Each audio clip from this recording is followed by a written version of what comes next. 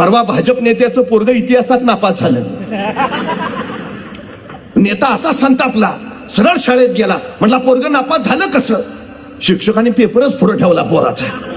प्रश्नपत्रिकेत प्रश्न होता, देशाला स्वातंत्र्य कधी मिळाले? पोरानं लिहिलं होतं 2014.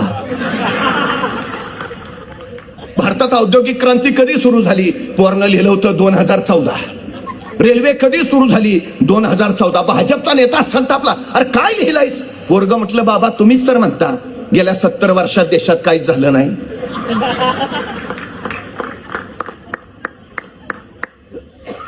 सत्तर वर्षात काय झालं काही नाही ते सोडून द्या, गेल्या 11 वर्षात तुम्ही काय केलं ते सांगा. 15 लाख खात्यावर जमा केले, 2 कोटी रोजगार दिले, देशातल्या प्रत्येक नागरिकाला घर देणार होता दिलं, महागाई कमी करणार होता केली. काय झालं मेक इन इंडियाचं? काय झालं स्किल इंडियाचं? काय झालं डिजिटल इंडियाचं? काय झालं आत्मनिर्भर भारताचं? काय झालंय?